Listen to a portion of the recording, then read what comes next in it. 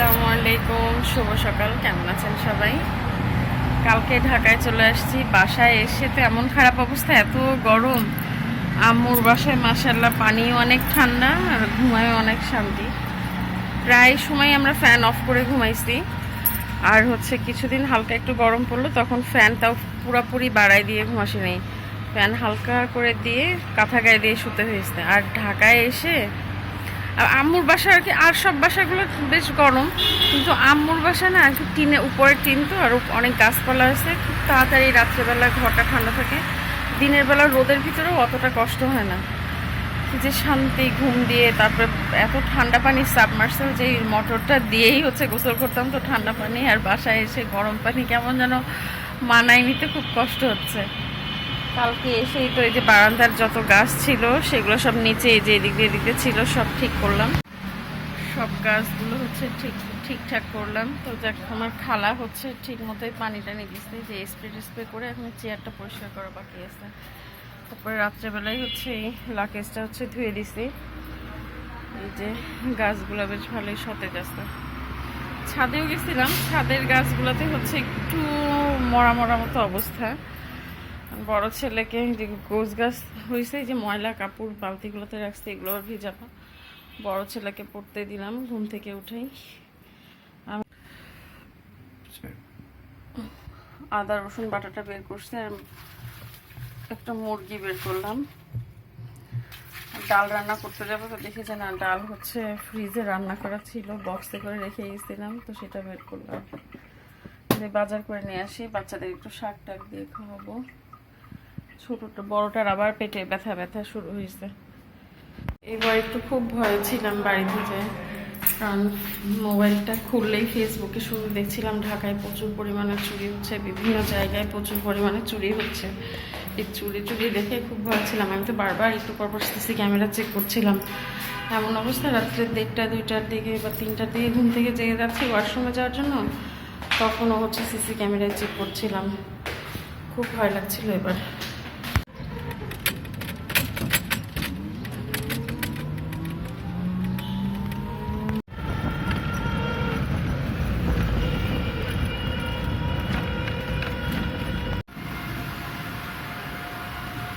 আল্লাহর অশেষ রহমত, কি যে গরম পড়ছিল, যে আল্লাহ বৃষ্টিটা দিল।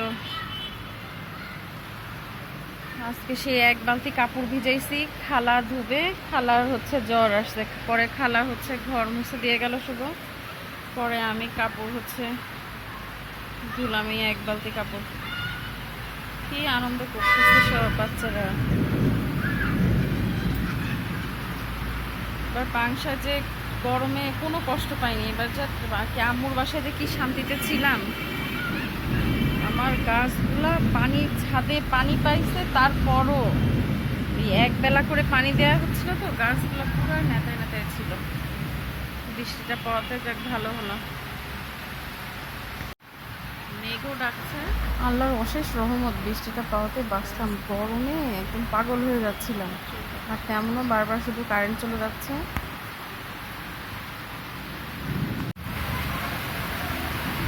সবাই কত আনন্দ করছে বৃষ্টিতে। না ফিমা যাস না, মেঘ চমকাচ্ছে। কি চলে ডাক।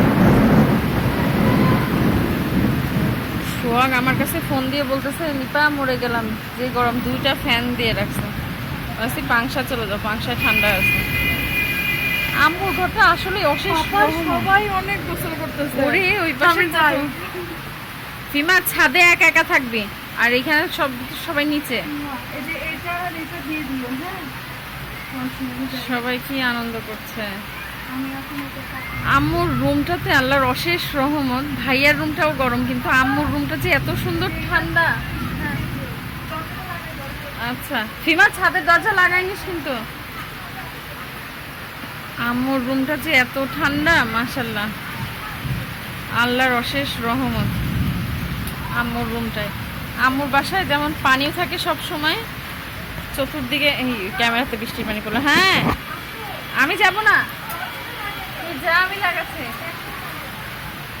হিমা ছাদে যে কাপড়গুলো সব নিয়ে এসে এই যে ঘরের ভিতর দিয়ে গেছে। হিমা এই যে বৃষ্টিতে চলে যাচ্ছে গোসল।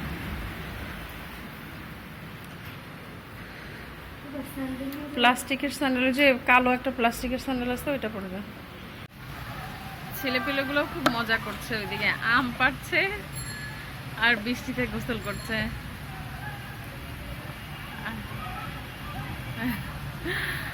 এখানকার যে দারোয়ান থাকে সে হচ্ছে লাঠি নিয়ে সবাইকে দাবরানি দিল। অনেকগুলা ছিল, সব দৌড়, দারোয়ানের দৌড়ানি খেয়ে।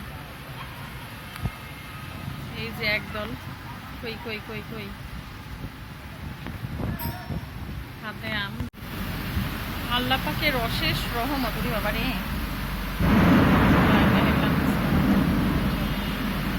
অনেক রহমত যে আল্লাহ কলিজাটা ঠান্ডা করার মতো একটা বৃষ্টি দিচ্ছে।